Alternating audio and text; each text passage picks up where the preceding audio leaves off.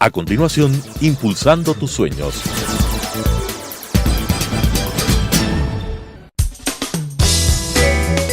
Clasificación A. Apto para todo público.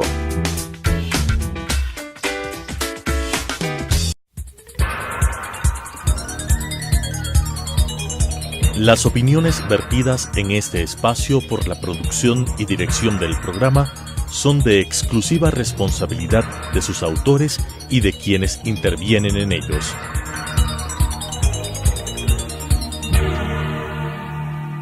Telesucesos Canal 29 UHF presenta Impulsando tus sueños. Soñamos, creamos, trabajamos. Con la conducción del Dr. Edwin Ibuques. Impulsando tus sueños. Amigos televidentes, muy buenas tardes. Es un gusto volver a estar en sus hogares para hablar del cooperativismo. En esta tarde hablaremos de un importante tema que es la educación financiera. Para esto tenemos un invitado especial al cual lo presentaré luego de este mensaje publicitario.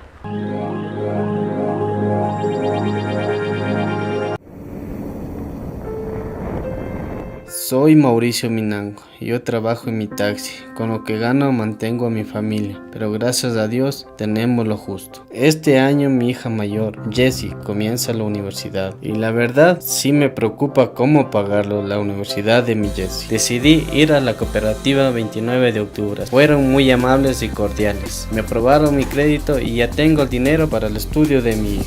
Ven ahora a la 29 y obtén tu crédito. La 29. Alas que transforman vidas.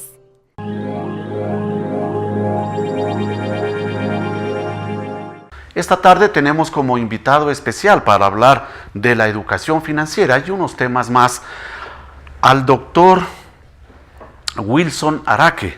Él ha sido vicerrector y director del área académica de gestión del Observatorio de la PYME de la Universidad Andina Simón Bolívar y presidente de la red de instituciones financieras de desarrollo.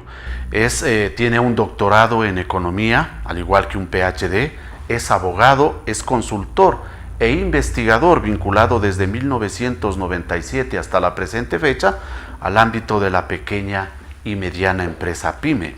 Entre 1997 y 2003 trabajó como investigador de planta del Instituto de Investigaciones Socioeconómicas y Tecnológicas INSOTEC, en donde formó parte del Centro de Estudios y Políticas y también del equipo técnico encargado del diagnóstico, diseño y ejecución de proyectos relacionados con la problemática PYME. Doctor, muy buenas tardes, bienvenido. Buenas tardes, es un gusto estar en este programa y hablar de un tema tan interesante como es la educación financiera, ¿no? Y creo que dentro de ese campo es importante señalar que, en definitiva, las decisiones personales, las decisiones familiares, al final inciden en los resultados macro del país, ¿no? O sea, es decir, cuando hablamos del Producto Interno Bruto, cuando hablamos de la inflación, cuando hablamos del endeudamiento ya general del país, depende mucho de qué tan buenas o qué tan malas fueron las decisiones que tomaron las personas y las familias, ¿no? Es por esta razón que es fundamental que los ecuatorianos conozcamos de finanzas y participemos de estos programas de educación financiera. Exactamente, ¿no? El poder conocer ciertos conceptos básicos, ciertos principios y, por supuesto, herramientas que ayuden a tomar decisiones, es un elemento clave. Por ejemplo, tomábamos el caso del endeudamiento, ¿no? El endeudamiento de por sí no es bueno ni malo, ¿no? Depende de, por ejemplo, si la gente decidió endeudarse para cumplir con un determinado objetivo, si antes de endeudarse buscó diferentes opciones y escogió aquella que mejor se adapte a sus necesidades, y por otro lado, sobre todo cuando se analiza la capacidad de pago, es decir, si existe capacidad de pago, no hay problema en cuanto al endeudarse, ¿no?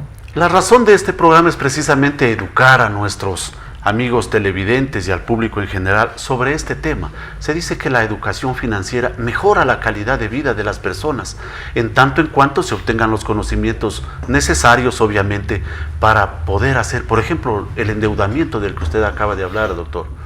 Bueno, efectivamente, la idea es tratar de que desde tempranas edades las personas se aproximen a ciertos conceptos financieros, y no solamente conceptos, sobre todo a prácticas financieras. Por ejemplo, la cultura del ahorro. La cultura del ahorro se puede fomentar desde tempranas edades, ¿no?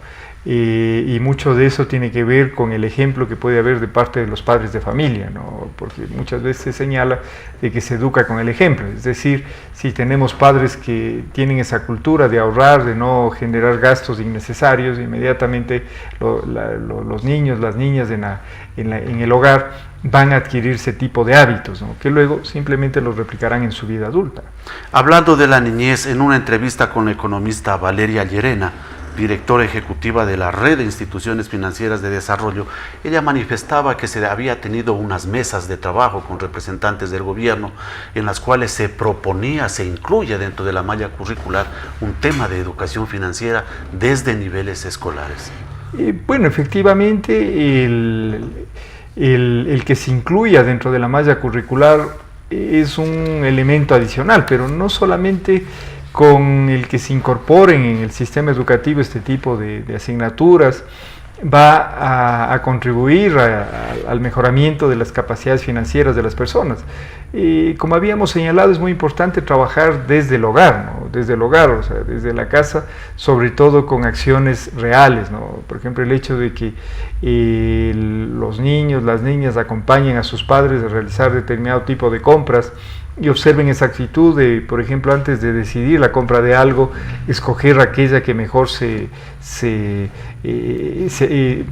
en mejores condiciones esté para el presupuesto familiar. Es decir, esa actitud de búsqueda de información antes de tomar una decisión creo que ayuda mucho a ir creando ese hábito por ser consumidores responsables, por ser consumidores que no malgasten los recursos, por ser consumidores que en definitiva aporten al manejo sano de las finanzas personales y familiares, ¿no? Volvemos a lo que usted decía anteriormente. La verdadera educación financiera comienza en el hogar, con la cultura del ahorro, como usted decía, con hacer la diferenciación entre lo que necesitamos comprar y lo que no necesitamos en ciertos momentos. Y bueno, eso está relacionado con un principio básico que es la racionalidad del consumidor, ¿no? La racionalidad del consumidor es que cuando uno va a comprar un determinado producto, la primera pregunta que se hace es ¿necesito o no necesito? Entonces, si no lo necesito, en definitiva, ¿para qué voy a adquirir ese bien? Porque en definitiva estaría adquiriendo algo que lo único que hace es generar un gasto innecesario, y ese gasto innecesario luego probablemente está acompañado de un endeudamiento, y ese endeudamiento al final lo que termina es complicando las finanzas del hogar, ¿no? Doctor, se dice que la educación financiera ayuda al empleado. En el caso cuando hablamos de que la educación financiera ayuda al empleado, claro, cuando las personas saben administrar sus recursos financieros, inmediatamente, por ejemplo, si alguien recibe un ingreso extraordinario, muchas veces el ingreso extraordinario se termina destinando a lo que hace un momento señalábamos, a gastos innecesarios, pero si hay una orientación de decir ese ingreso extraordinario lo podemos utilizar para pagar deudas que nos están apretando, o para hacer algún tipo de inversión en algún producto financiero, en el mercado de valores o en algún emprendimiento productivo, eso va a orientar, ¿no? Va a orientar, pero para eso es importante de que en las mismas empresas se desarrollen programas, cursos sobre educación financiera, ¿no? El consultor Daniel Vázquez dice que en Ecuador aún es muy incipiente la educación financiera. ¿Comparte usted este criterio, doctor? Totalmente de acuerdo, porque si usted quiere, empezando desde el entorno familiar y luego a nivel de la escuela y colegio, todavía existe un camino largo por recorrer en cuanto a ir generando espacios en donde la gente conozca, y no solamente conozca, sino ponga en práctica principios y herramientas vinculados al campo de la administración financiera personal y familiar. Entonces, eso al final se convierte en una oportunidad que puede ser cubierta por instituciones educativas, por instituciones financieras interesadas justamente en mejorar esas capacidades de análisis, y no solamente de análisis, sino de práctica de buenos principios que ayuden a generar una cultura de ahorro, que ayuden a que la gente sepa endeudarse, que ayuden a que la gente sepa gastar, que ayuden a que la gente sepa invertir, ¿no? Doctor, hablando de la responsabilidad que tienen las instituciones financieras de educar financieramente a todos sus socios, a sus clientes, ¿cómo ha visto usted la participación en este aspecto de las cooperativas principalmente? ¿Cómo ha sido ese trabajo que ellos han realizado? Yo creo que hay de todo, ¿no? Hay instituciones financieras que sí cumplen a cabalidad con ese propósito, ¿no? O sea, ofrecen cursos de capacitación para que la gente conozca mejor sobre cómo administrar sus finanzas, pero también han habido instituciones financieras que más bien han utilizado ese mecanismo para más bien promocionar sus productos. Y a través de promocionar sus productos, tratar de vender sus productos financieros más que educar, ¿no? Entonces yo creo que habría que en eso ser transparentes, ¿no? O sea, de que si realmente voy a utilizar la educación financiera es para que la gente sepa tomar decisiones y no que simplemente esté orientada a promocionar y vender productos de la propia institución financiera, ¿no? Para seguir hablando de este importante tema, vamos a volver luego de unos mensajes comerciales.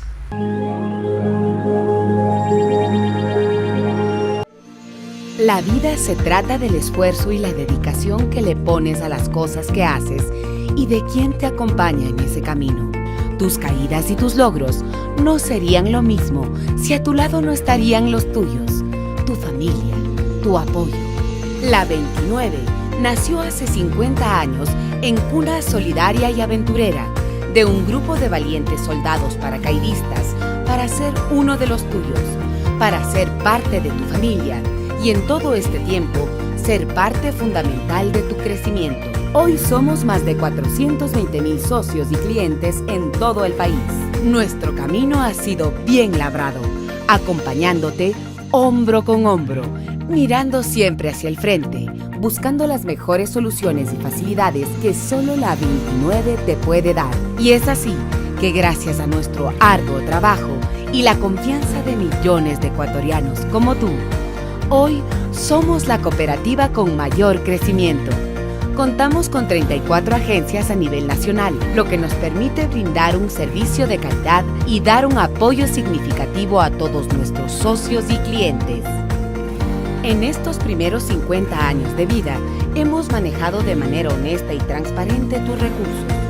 Juntos somos líderes confiables en el sistema financiero, brindando soluciones efectivas para hacer realidad tus sueños y metas. Gracias a nuestro gran portafolio de servicios que te brindan una mano amiga en lo que más necesites para crear un mejor futuro para ti y tu familia. Tenemos un gran espíritu social y parte de nuestros logros institucionales en estos años ha sido generar un número significativo de actividades de responsabilidad social para mejorar la vida de los ecuatorianos. Acciones que generan confianza más allá de lo financiero, porque la 29 no es solo tu cooperativa, es tu apoyo. La 29 crece, se fortalece y cada día busca lo mejor para ti. La 29 va por 50 años más de logros, tus logros. La 29 te acompaña.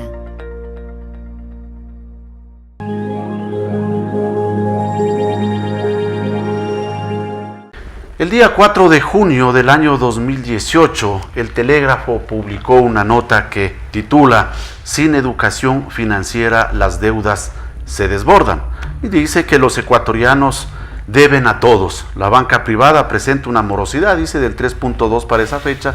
Los créditos más comunes son los educativos, de vivienda, consumo y comerciales. 827 millones de cartera está vencida y no devenga intereses.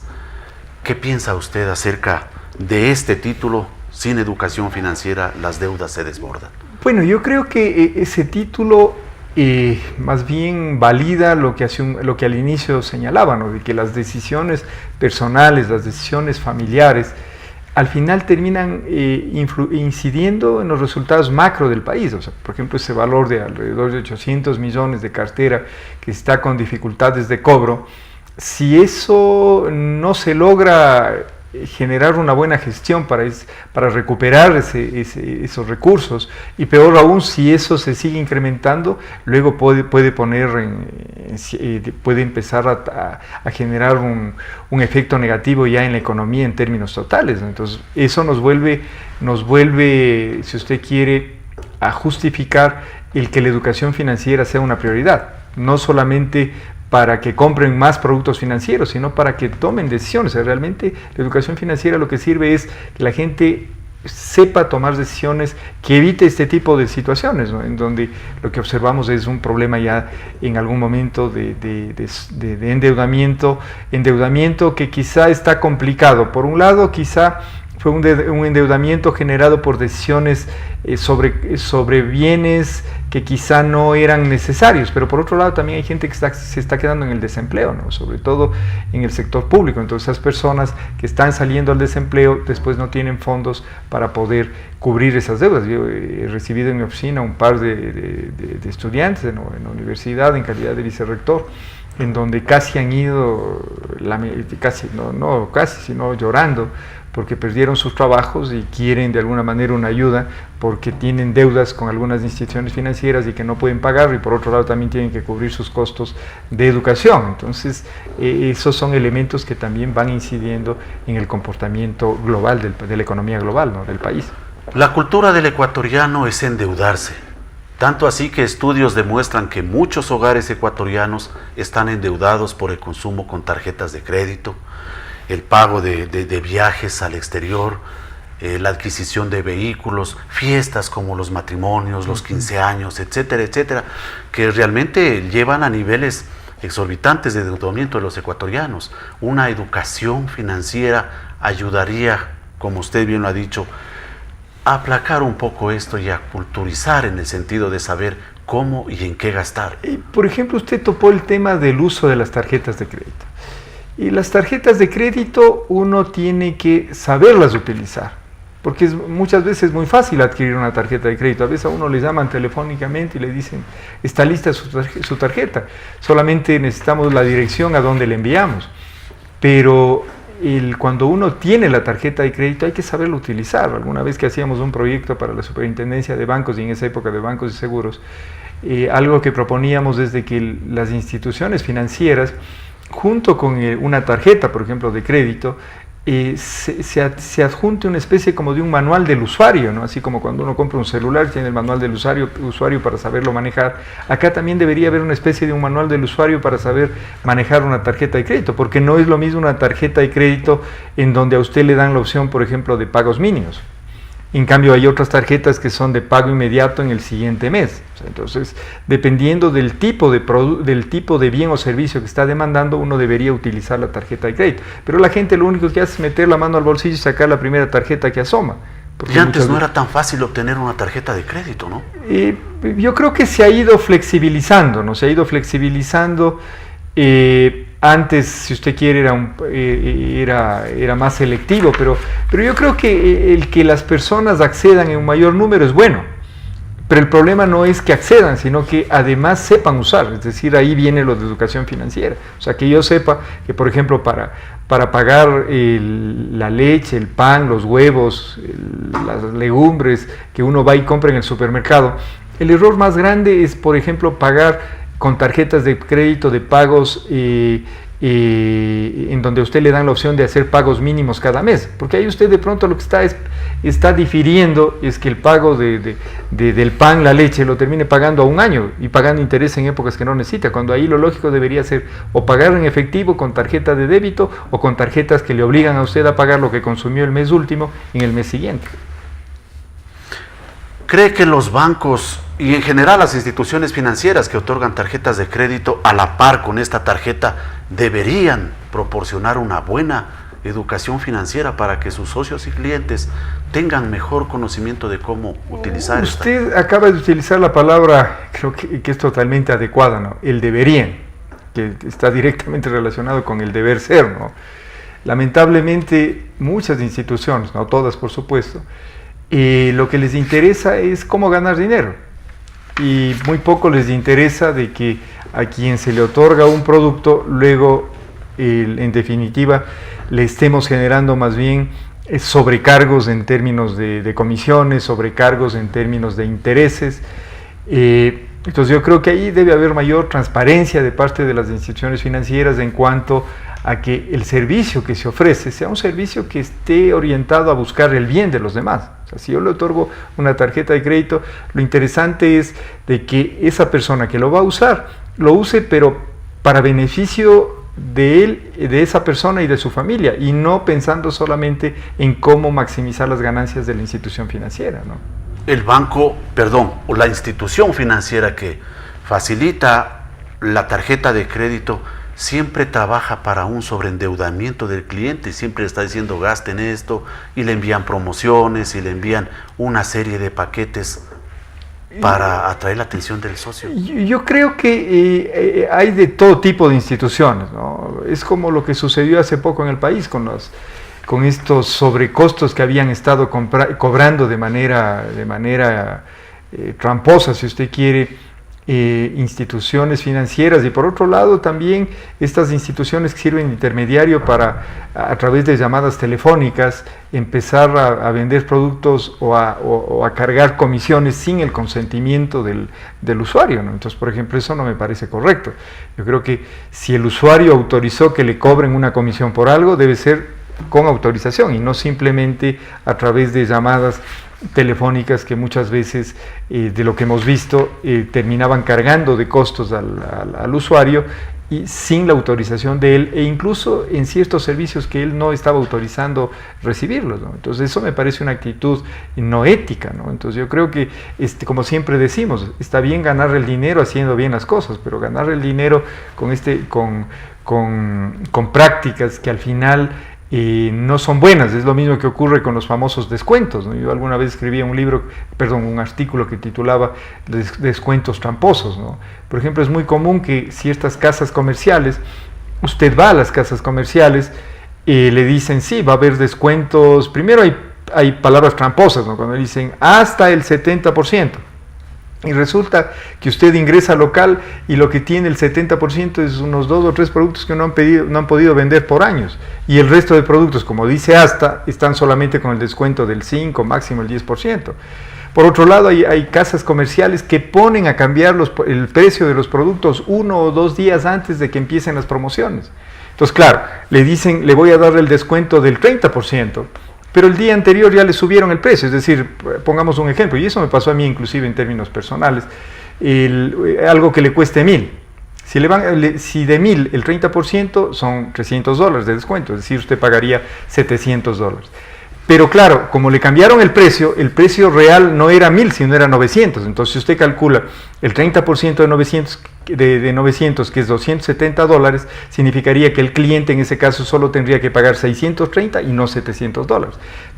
Entonces ahí, o sea, sean transparentes, o sea, sean, digamos, no mientan y digan, ¿sabe que el descuento no es del 30, sino es del 20, del 22, del 15 y demás? Pero son ese tipo de, si usted quiere, de trampas, y luego esas trampas lamentablemente hay que sumar la actitud de ciertas instituciones financieras, y ahí utilizo la palabra ciertas porque no son todas, que también se suman a ese comportamiento, o sea, apadrinan si usted quiere, ¿no? Porque además del descuento tramposo, le terminan ahí, o sea, si usted quiere, estimulando la activación del descuento tramposo, porque además le dicen, sí, usted accede a ese descuento y además le damos la posibilidad de que hay un periodo de gracia, y además usted puede diferir a 6 meses, a 8 meses, a 10 meses, 12 meses sin intereses, o sea, y claro, y bajo esa lógica, con descuentos tramposos y apadrinados con facilidades de pago a esos descuentos tramposos, ¿y qué es lo que termina generando? Lo que usted hace un momento le preocupaba, un sobreendeudamiento. ¿Por qué razón? Porque esas personas con esas, entre comillas, descuentos y facilidades de pago, lo que terminan comprando es un montón de productos que no son necesarios. No son necesarios. Porque además cuando van al punto de venta de esas casas comerciales, como estas casas comerciales son muy inteligentes desde el punto de vista del mercadeo, generan la sensación de escasez, y eso funciona, ¿no? Entonces le dicen, verá, si usted no compra ahora, ya se acaba la promoción y no puede comprar más ese producto. Entonces la gente desesperada termina comprando, como le decía, cosas que no necesita, y además con la facilidad de pago sobreendeudándose, y después empiezan los problemas financieros de pago, ¿no? Finalmente, doctor, ¿existen deudas buenas, deudas malas? ¿Qué deuda se debe pagar antes de empezar, antes de que sea demasiado tarde, y por qué? Bueno, primero, para catalogar de que una deuda es buena o es mala, se deben tomar en cuenta algunos elementos. Primero, para decir de que una deuda es buena o mala, hay que analizar el propósito para el que las personas se endeudan. Por ejemplo, si yo voy a sacar un crédito y es para dar mantenimiento a mi casa, o para comprar un terreno, o comprar un nuevo departamento o casa, que eso va a aumentar el patrimonio familiar, es un propósito bueno. Si la gente de pronto igual se endeuda para temas relacionados a educación, también a salud y demás, es un endeudamiento, si usted quiere, que tiene un propósito bueno.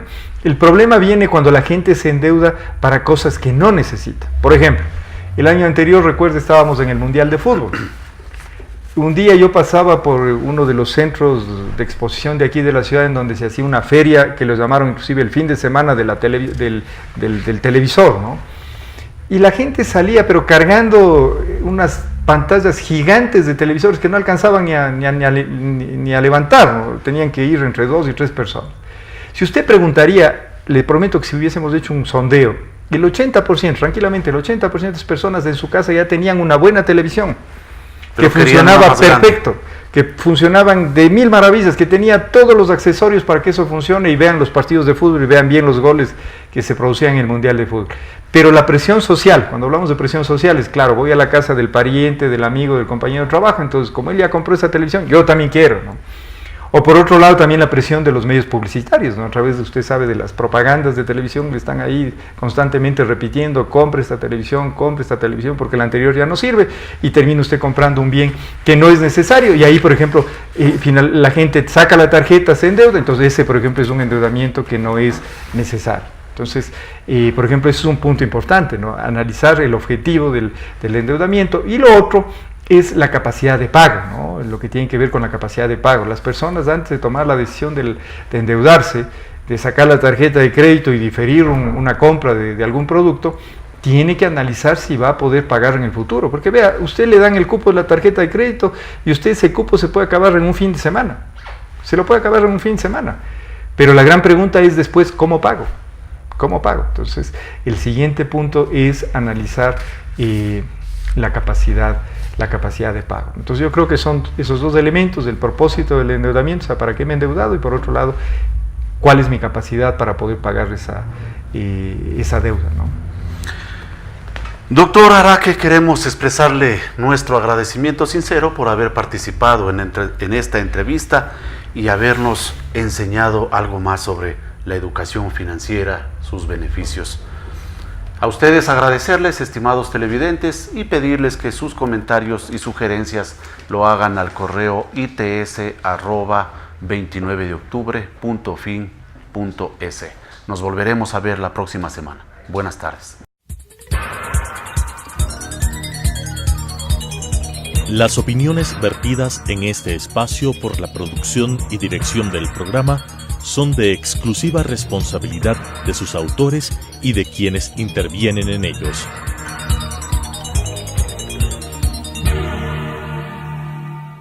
Telesucesos Canal 29 UHF presentó Impulsando tus sueños. Soñamos, creamos, trabajamos. Con la conducción del Dr. Edwin Ibujés. Impulsando tus sueños.